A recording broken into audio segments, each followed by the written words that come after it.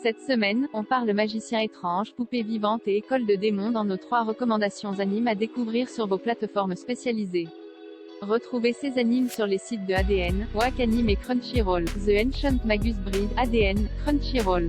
The Ancient Magus Bride suit Shizatori, 15 ans. Elle n'a ni famille, ni talent particulier, ni aucun espoir dans la vie.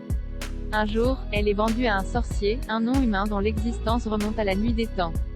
Il la prend sous son aile pour faire d'elle sa disciple et lui annonce qu'à terme, elle deviendra son époux. Alors, les aiguilles qui semblaient à tout jamais figées dans son cœur se mettent à tourner de nouveau, petit à petit. Produit par Wit Studio, cet anime atypique nous entraîne dans un monde poétique, sublimé par une musique d'une virtuosité sans faille. Basé sur un shonen manga fantasy de Koro Yamazaki, The Ancient Magus Bride rappelle parfois l'univers des Hayao Miyazaki, nimbé de magie. Cette série est une jolie pépite qui saura vous émouvoir et vous émerveiller. Elle s'avère maîtrisée au niveau de l'animation et très solide en termes de narration et scénario. À noter qu'une nouvelle série d'OAV en 3 parties par le studio Kafka est prévue à partir de septembre 2021. Shadow House, Wakanim. Les membres de la famille Shadow ont l'apparence d'ombres sans visage, capables de contrôler la suie lorsqu'ils ressentent de fortes émotions. Servis par des poupées vivantes créées à leur image, ces nobles vivent au sein d'un vaste manoir, loin du reste du monde.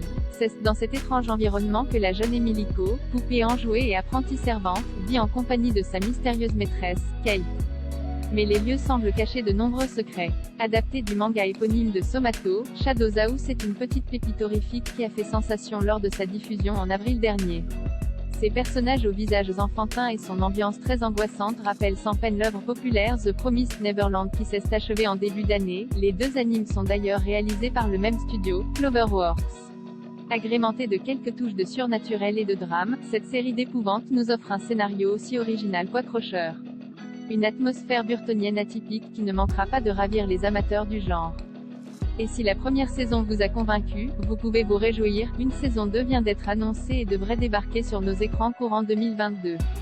Shadow House saison 1 bande-annonce vaut Welcome to Demon School, IRUMAKUN, Crunchyroll. Hiruma Suzuki est un garçon de 14 ans vendu à un démon par ses parents.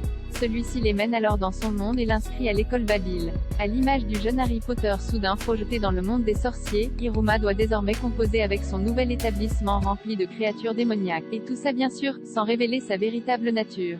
Sans quoi, il risque de finir dévoré. Après avoir repris le flambeau de Sunrise pour l'animation du cultissime Gintama, c'est au tout jeune studio Bandai Namco Pictures, habitué à la comédie fantastique, que nous devons l'adaptation de Welcome to Demon School. Hiromaku, dynamique et colorée, cette série aux 2,5 millions d'exemplaires écoulés nous propose une vision originale des enfers, tout en respectant les codes du genre. Et même s'il est question de démons, n'allez pas croire que l'ambiance générale saine retrouve oppressante.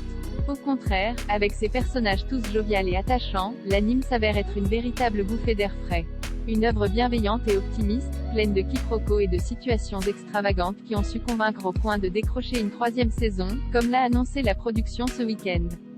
Welcome to Demon School, Hiruma-kun, saison 1 bande-annonce vaut Welcome to Demon School, Hiruma-kun, saison 1 bande-annonce vaut